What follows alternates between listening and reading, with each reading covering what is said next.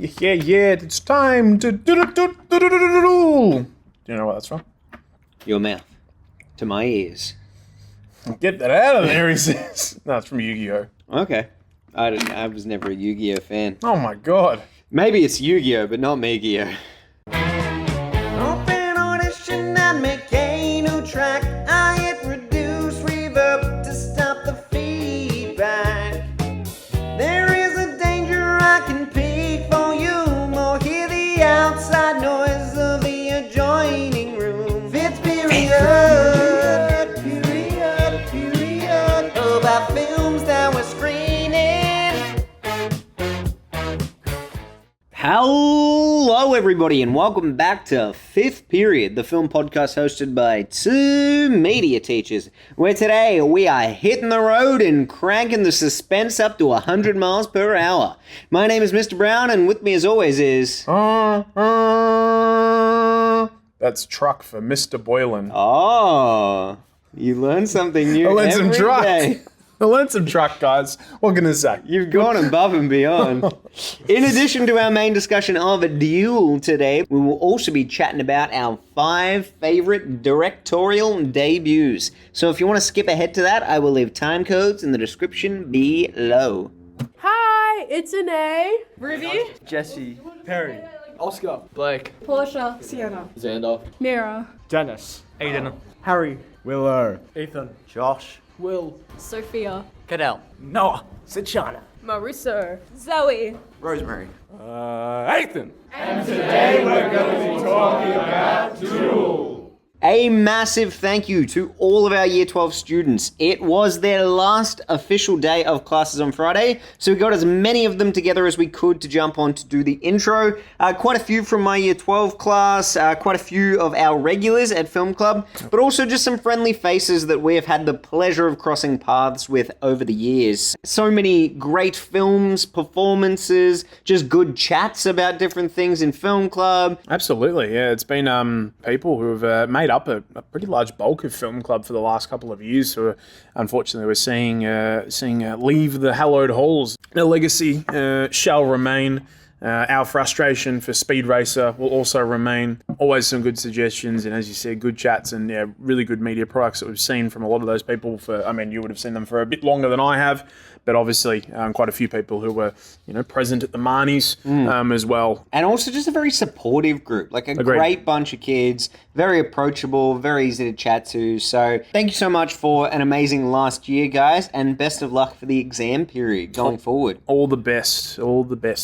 Alrighty, let us jump into Duel. Oh, it's because we're talking directorial bloody debuts. It's old Steven Spielberg behind the lens. Hell yeah. So this film is one that I only stumbled upon maybe in the last 5 years or so. Okay. But I adored it. What I would describe as a masterclass in building suspense. So You said that a few times on Friday. I did. It's become a new phrase for the film. It's just that he does so much with so little in this film, and it's really, really impressive to see. Yeah, I had a bit of a peek at some of the pre-production sort of side of things and behind the scenes, just because it's pretty interesting to see one of the more influential directors with a minimal budget and sort of basically doing a telly movie essentially. But yeah, scriptwriter Richard Matheson, he got the inspiration for the story and he was tailgated by a trucker on his way home from a golfing game.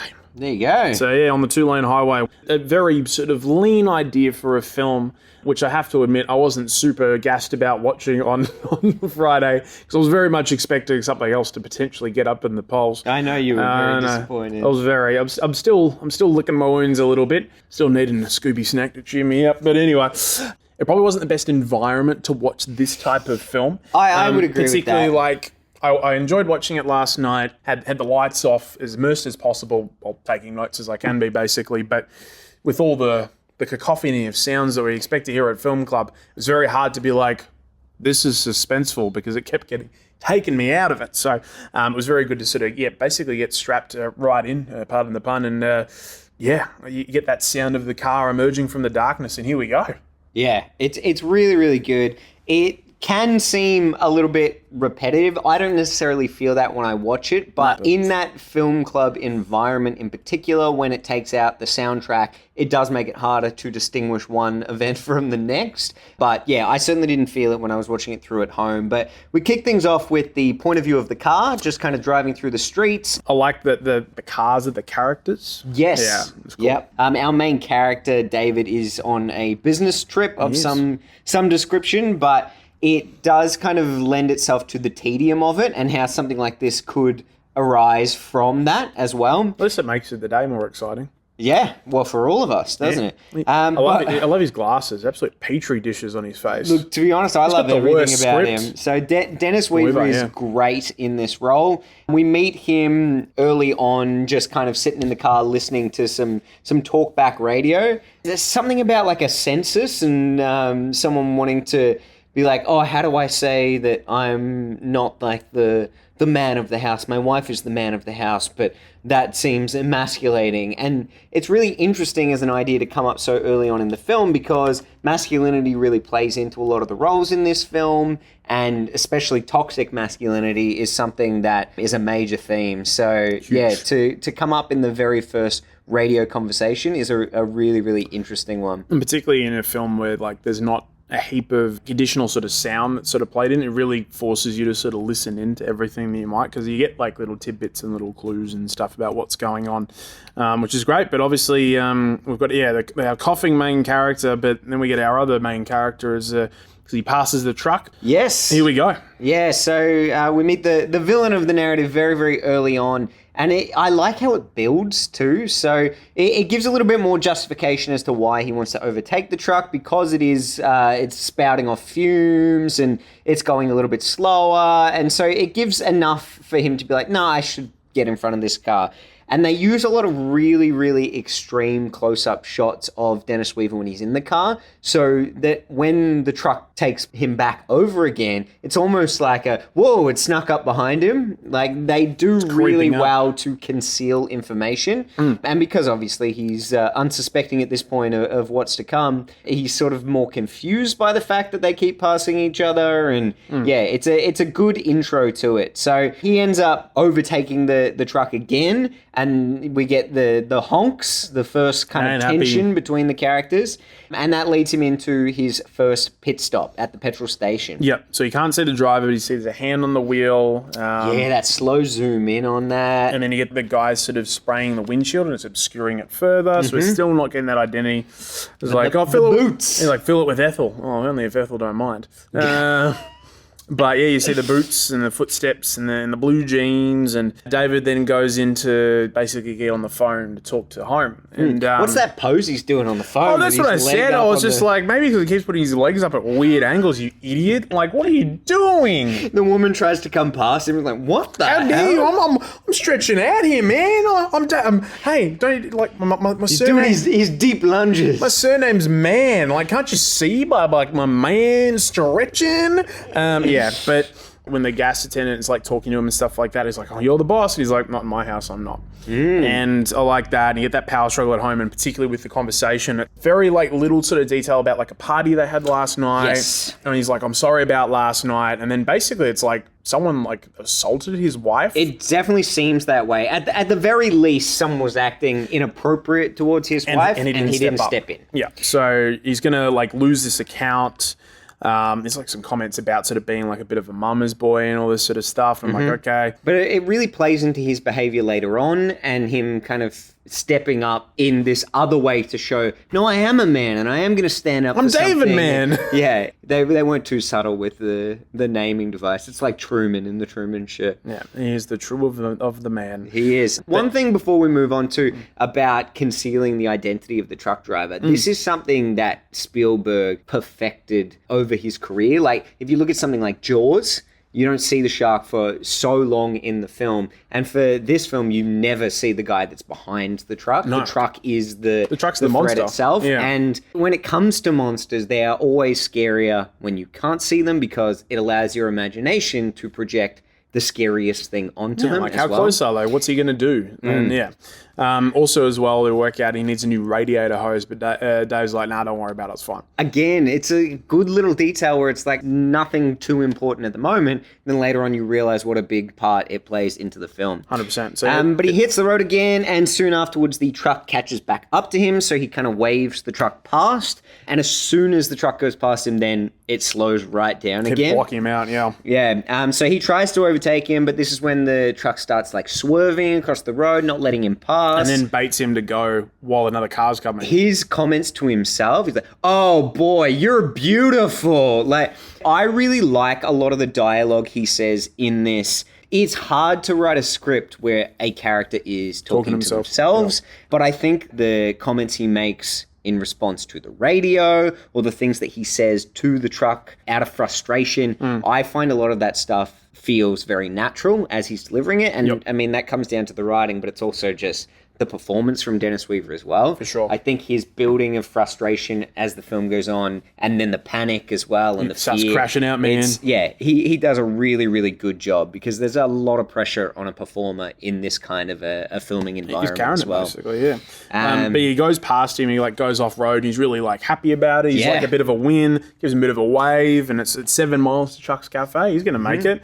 He starts to settle in, he's getting comfortable and happy, but the truck's picking up speed in a hurry. I really like there's a few good like sort of high angle POVs to show sort of the how the size difference between the two vehicles, which is fantastic. But yeah, the truck just picks up pace and he's about to like run him down. It's a really good sequence because things go from him being like, oh, do I have something to worry about, to mowing him down, beeping the horn. It's like, this is a very threatening situation. 100%. And one of the good things as well, like, it's quite a minimal sort of sound design for this film, but I do like how silence is used a lot. Just getting like, there's no other non-diegetic sound that sort of comes in. Like the music's done pretty sparingly throughout the film, but how good the silence is here, but just with that sort of diegetic like punch of the horn and stuff. And then, like, you know, David sort of freaking out as well. It's really good. But yeah, the score picks up, and it's like, when it's used really well. It's really good here. A couple of really good sort of zoom outs to show, highlight the lack of distance between the cars. Yes, so they use really low angles in this film because that actually makes the cars look like they're traveling at a faster pace, but it also makes the truck look way more dominant in the frame, like this impending kind of mass coming towards him. I love the shot that is a low angle, but it's like the front grille of the truck. It looks so scary because it just fills up the entire frame.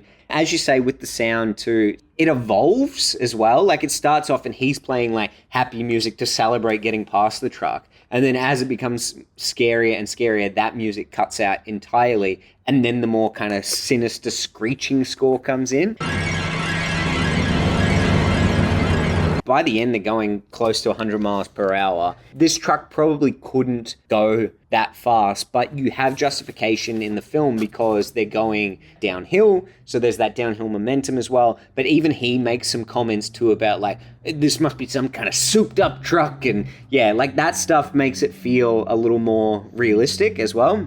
But yeah, they are speeding down the hill. He finally gets to town just in time and kind of skids out and crashes into the fence. It does. The truck comes zooming past and we get a very visibly shaken up Dennis Weaver here. Yeah. He's like staggering about, and yeah, it's really good. And he's exhausted, and it's just like, it's all over now. Or is it though? Because then we get the sort of like tracking shots of him sort of like stumbling around the bar and everything, but then the truck is out there, so then Dave thinks that, well, surely it's got to be one of the guys in the bar. There's one thing about this film that I'm not 100% sold on, and that's his internal monologue. So in this sequence too, it's the first time it cuts in, and I don't know that it's 100% necessary. There's some comments that he makes in his head when he's looking at himself in the mirror, but he could almost make them out loud, like kind of talking himself through it. Particularly because he's already done that sort of so far already. He's done like a lot of talking to himself. So yeah. And then even after that realization of the truck being there and him turning around, I mean, the score there is awesome. But he turns, and then we get him like thinking through everything and looking around the bar. It's like a lot of that could be done with just visual storytelling. But I still think you do kind of settle into it. And I think, once again, it's a great way to show off his performance chops, like him kind of whispering it and like freaking out and thinking it all through. What if he followed me out, though? Started after me again? And I even love him imagining going up to people at the bar and apologizing to try and smooth it over. Which, again, shows us so much about him as a character that initially, like, rather than sort of being accusatory, he's apologizing as well. Well, that's and, it, And yeah. then he's kind of talking about as well, like, what he's capable of doing with the car and what he can't do and, like, really focusing on what he can't do. So, yeah, that's good. It shows us a lot about sort of how insecure he is and then, like who's backing him up and all this sort of stuff. It's that's really good. And everyone else too seems really imposing, whether they're the truck driver or not. They're like laughing at the fact that he crashed, and everyone's kind of looking at him in a really sinister way. Yeah, because he's acting erratic, and also he's just been involved in this big crash. So it's really good. But then we get the jump scare from Dino Woman. Lady, you're scaring us. And she did. She scared me too. And then the guy that he initially sort of picks out to be, it turns out it's not him because he gets into another car. So then he's thinking it's something else because it's like, is he going to crack? He might not. Like, who's the suspect? And then he kind of zeroes in on one guy who's like, what are you talking about, man? Threatens to call the cops, and that really sort of antagonizes the guy. And then he's like, slaps his sandwich out of his hand. I mean, it's too far. Dave's gone too far. He's gone too far. Like, you can say you're going to call the cops. You can be accusatory and you can say to cut it out, but you don't knock a man's sandwich. Don't slap a man's sandwich. That was what we've always said. I mean, I've got that bumper sticker. You do. On my truck. On your truck. Yeah.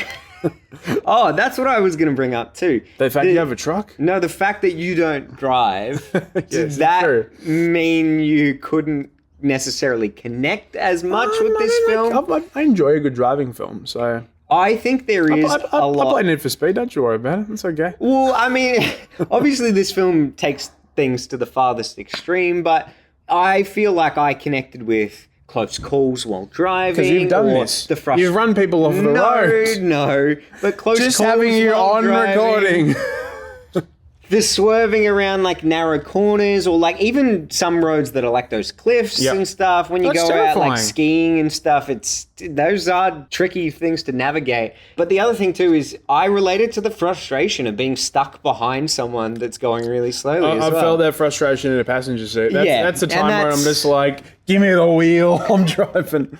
But David sees the actual truck head off, and he sprints after it. And I'm not quite he's sure. got beaten up and everything. I'm not sure what he was hoping to achieve, but he gets back in his car, and we get another shot of the old man just watching him. You know, Mister, you're nuts. And you'll be nuts for the rest of your days. And you'll be stranded. Stranded. Yeah, sure. So he heads off and he runs into a school bus. Yeah, because this is what the film needed, a big old school bus. To be honest, a magic school bus. I really like this sequence too. I'd forgotten how many like little, let's call them side quests there were. They are. But they're broken down and they need a bit of a push to get going. He's not having a good day though because his bumper gets stuck. Like an idiot. Even this is really tense with like the kids laughing at him. They're chanting him and they're saying like, you can't do it. Yeah. And it's like, very true, I emasculating. can't. But the truckers are waiting with like the headlights glooming in the distance. How good is that shot where it comes through the tunnel and then disappears into the shadows? Oh man, I love it. I And it's just love like, it. it's like the bastard turned around and came back. He's so panicked. He's trying to get like the kids off the road and stuff, but everyone just thinks Get off the road, he's quick. crazy. What's that? It's Lord of the Rings. Oh, sorry. That's okay. My bad. But he's like jumping up and down on top of his hood. It shows like the desperation for him to get out of there. And I love how early on he's like, don't scratch the hood, don't sit on it, blah, blah, blah. By the end, his car is just like totaled. Absolutely shellacked. He does manage to get it loose and drives off, but he stops and turns around and actually sees the truck has started to help the bus get going. This is Good Samaritan. This is really interesting. It's not that this guy's a terrible person. He's willing just to hates help this people guy. out. He just is so hell-bent on this one run-in that It's he's like, I had. hate red cars. Yeah. That's fine. The red looks good as well, like sort of against the desert, the Californian desert. It's very nice. But yeah, like the truck's slowly going ahead and then it's like stopping and like waiting for him, almost like We get the part where he's ahead first and he stops at like the railway crossing and there's like a train horn jump scare. but the train's in play because you hear like the horn from a while back and that's really cool. And that's it. That's the horn right there. It's the train. Oh no! But yeah, the truck's just trying to like shove him into the ongoing freight train. It's like, hey, hey! As soon as the train passes, he kind of pulls off, and the truck just keeps going. It's like, But okay. I love he's kind of toying with him. Every time there's one of these run-ins, it's like, and the truck just goes off again. Yeah, because then he like slows down just to sit in front again, and then they get into this like animal attraction thing, which is I love it. Love it. it's This is very fun. Sally's Snakeorama station. I love a good snakeorama. Yeah, so he jumps out to call the cops, but the old truck turns around and rams straight through the phone booth. That's pretty cool. He cuts it close. It really does. He's like, and okay, I'm out now. That's fine. Continually positioning like the truck as the villain, not the driver, which is great. But there's a lot of villains in this It's like, scene. why'd he break my cages up? Snakes, spiders, iguanas. Oh my! Good reference. Thanks, man. Shout out to Coleman Domingo. And then I love that David like just throws the cage. You can have them. Yeah. You can have the bloody cages. It's getting out of control now. So David manages to get some ground on it and then pulls off onto this side dirt road next to the train tracks. The highway's all yours, Jack. And Yeah, it's just like, I love it. He's like, I'm not moving here for at least another hour. And then we inside get voice is back. Yeah, we get another horn jump scare. But one thing that's really good, instead of a train horn, it's still a truck horn. It's like a nice the train kind of going past. misdirect. Yeah. The way they film it too with the train going past, it's like it's going to disappear and the truck will just be behind it. It's like those fake outs with opening the fridge door and then closing it but nothing's there. But he's like laughing his head off as well. It's like, that's not a truck. That's a truck. Yep. Because the truck is still there. It's still waiting for him up ahead. Yeah, the part where he's driving along and he thinks the danger is all done and then he like skids to a halt and it zooms out and it's under the truck's wheel. Awesome. I love that shot, and it gets like a crane shot too of him like leaning out the window. Really, really well done. Like camera is used incredibly in this film. Pretty much like sort of sitting perfectly across the road, and then like a car almost smashes in. He was like, what are you doing? Yeah. But Dave does not break eye contact with that truck at all. He's like solely focused. Tries to speed past him, but the truck like pulls over on the road again. And I love he gets out of his car again. I don't know what he thinks he's going to do. Oh, you're chatting to these guys. Oh, yeah. So the old couple pulls up. The man's pretty receptive, but the woman is like the woman from Back to the Future. That's literally what I thought. Don't stop or we'll die! Yep, that's exactly what I thought. Oh, man. It's very good. It's just like, David, you're scaring us. Yeah. Oh, man. But because the truck's like basically reversing back towards him, it's full on. So they drive off, and then we just get like the buckle up. Oh, yeah, sunglasses on. While we're on here, the petri dishes, he puts them on, the goggles. Let's boogie, he says. And that's what he does say. And then, yeah, it's a big chase now. Like, the tension is at an absolute peak. Driving through, we get the road closed, and he has to turn, but he's like, the truck goes just smashing through. The truck driver even waves him forward, like, go on. Come on. Let's go. Make my day. Exactly. Oh, man. Beat me on the grade. You can't beat me on the grade. So he knows he has the advantage when it's an uphill, but unfortunately, what goes up must come down. And as he's going up the hill, his radiator starts to overheat. He needed that new radiator hose, as you said. He makes it just to the summit. The score change here is really good too as well. It's very different. It's a bit like in Jaws when they get the barrels on the shark and it becomes like this triumphant kind of music. The change between sinister and triumph is, really, really good. So he's trying to get downhill so he can basically fly by neutral, get away, because like the truck needs to use the low gear, but he basically crashes the car into the side of the cliff and he's trying to get it started. The truck's about to run into him. He just gets away. It's fantastic. And going uphill, but yes, it's like the last stand at the summit. Really intense. When he's like screaming, come on, come on. Oh, man. So but he's basically to get past, he puts his briefcase on the pedal. He does. It's like a game of chicken. He is, and the car smashes into the truck towards each other. just as he jumps free.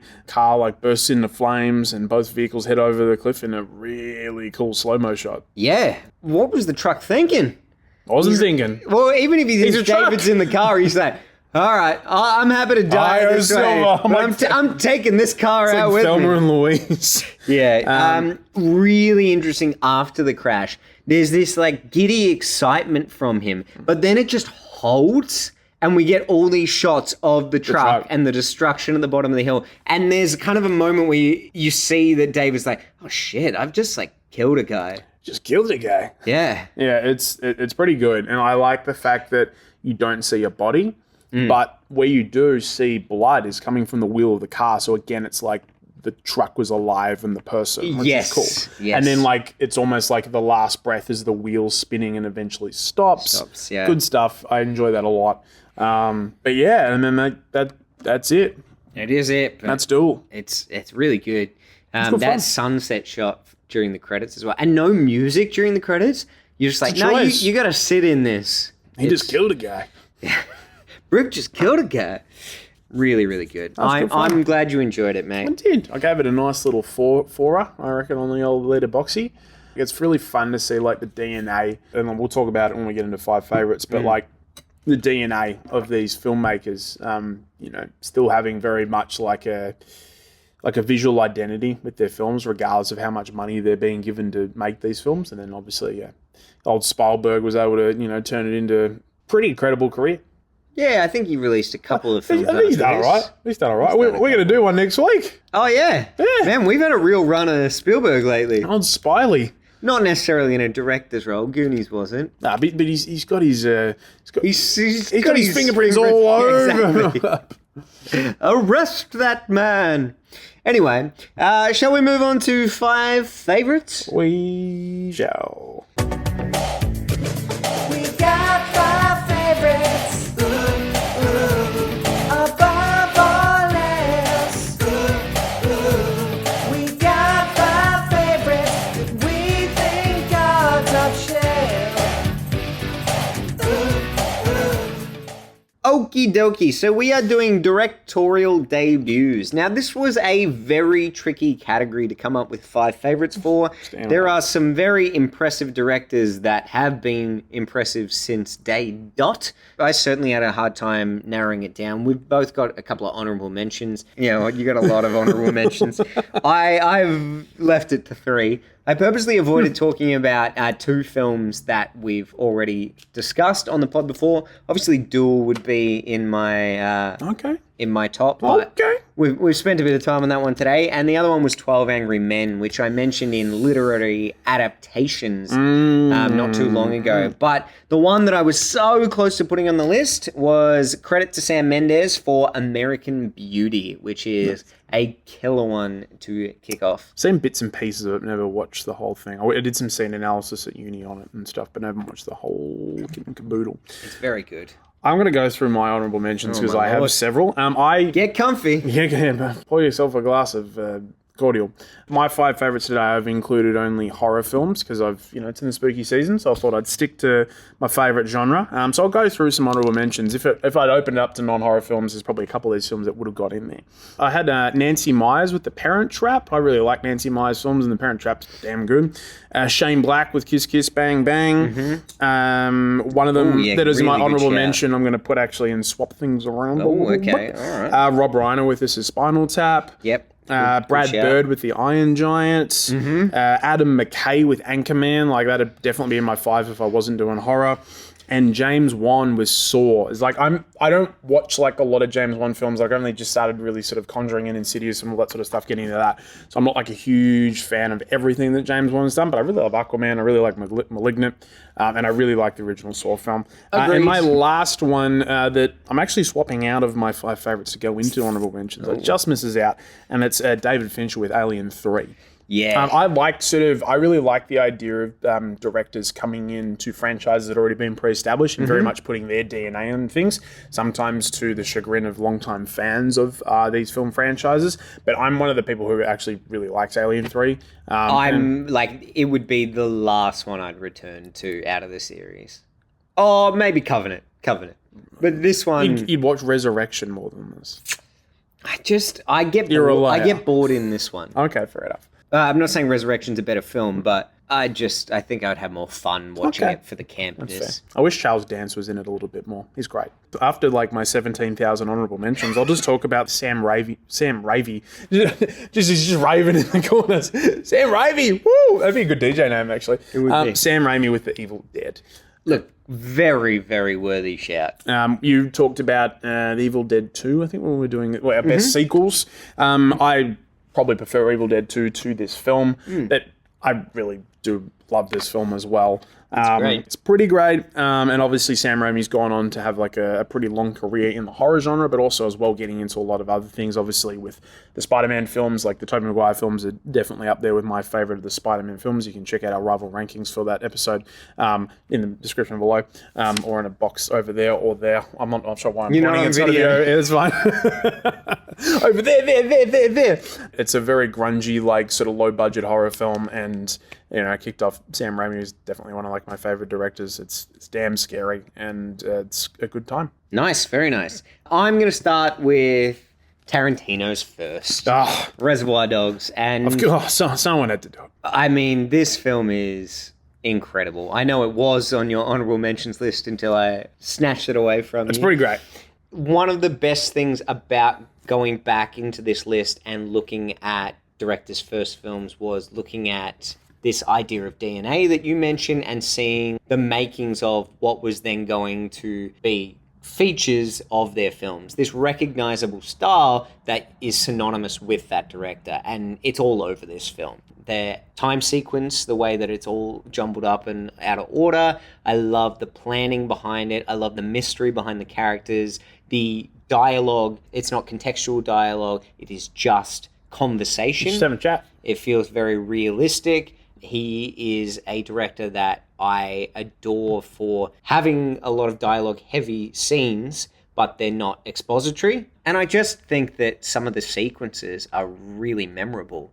Like the Stuck in the Middle with You. Incredible. Oh, I love Rest it. in peace to Michael Mann. Yeah. And the cast. The cast is awesome. Really, really good. So, yeah, the combination of all of those elements together, the soundtrack, the cinematography, it's a great film. It is good. A very worthy first pick. I'm sorry to put you on the spot. How does it rank with Quentin's films? Probably top 3. Okay. I'd probably be in mine. It'd be this, Pulp Fiction, and Django Unchained for me. I'd be like this, Inglourious Bastards, and Kill Bill. Provided I can include Kill Bill as both parts as one film. I'll allow it. Thanks. Django would be too far away as well. Nice one. Next up, I'm going to talk about Robert Eggers and The Witch, or The Witch, however way you want to pronounce it. This was not actually... you know me. Sassy German all the way. The Witch. Oh, Anya Taylor-Joy. This is a brilliant film. I actually watched The Witch after I'd watched Northman and The Lighthouse. Like, it was probably the third, actually, the film I'd watched from him. I just haven't got around to watching it, but it's probably my favorite. The atmosphere that he creates in his films is, like, incredible in a lot of period pieces, but makes things feel very, I don't know, relatable and authentic. It's so dark. Ralph Ineson's voice in this film is, his voice in any film is pure gravitas. I really love how creepy and like unsettling this film is, and like Eggers has turned into like one of my favorite filmmakers. It's like one of the directors like, yep, new film. I don't give a damn what it is. I'm going to see it. So The Witch is pretty fantastic, and his visual style in this is tremendous. And long may it continue. Cool. Next up for me, Lock, Stock, and Two Smoking Barrels. Guy Ritchie's first. And talk about a very clear style. This was one that he tried to emulate quite a few times over. We've obviously got Snatch, we've got Rock and Roller, but I would say, oh God, I would say none of them quite recapture the magic as well as Lock, Stock does. Agreed. I would say The Gentleman gives it a good run for its money. I really, really appreciated both the series and the movie of that. But yeah, to have your first film be still one of your best films in a collection of films that is quite good. I did a full Guy Ritchie watch just last year, and yeah, this one still ranks amongst the highest. The old Vinnie Jones. Yeah, big recognizable cast that has kind of filtered back through a couple of times into Guy Ritchie films. Just a couple. The complicated kind of web of ulterior motives and people all mixed up in each other's business. The humor. That is just so fun in this. And for something that should be quite a dark film, there's a lot of comedy that comes out of it. So, yeah really, really good from Guy Ritchie. Love that. I'm going to go with another pretty iconic horror film, and I think this is going to rate as like a lot of people's like best horror films, I think, of all time. And I think particularly as well, given the fact that this is a director that we weren't really sure how he would go in a particular genre as a director. and it's Jordan Peele with Get Out. Double up! Yeah. I have Get Out on my list.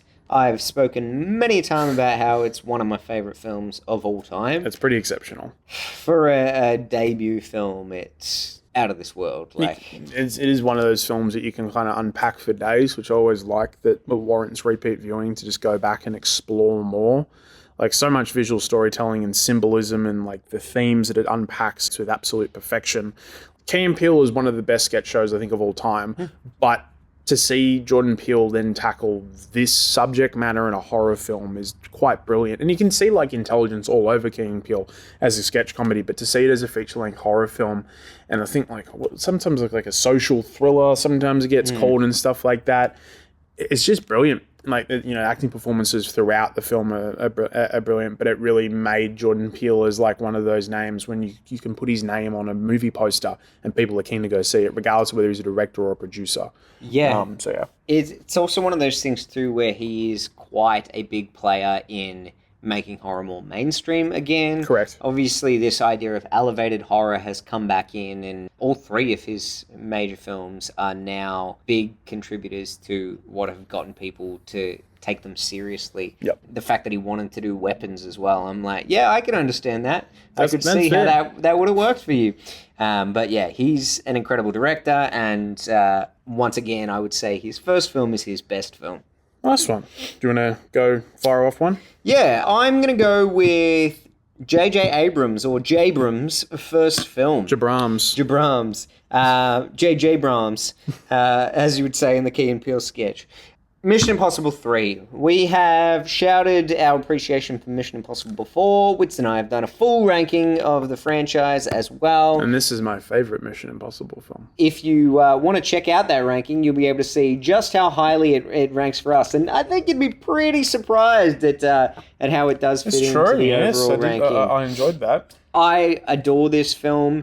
Obviously, J.J. Abrams was directing stuff. He was doing Alias, the television series, but this is his first feature film, and it's awesome. It's really, really good. I know that he has had some spicy entries in the last few years, and there's been a lot of kind of jokes about J.J. Abrams not knowing how to finish something with his work on Lost or his work with the Star Wars sequel trilogy.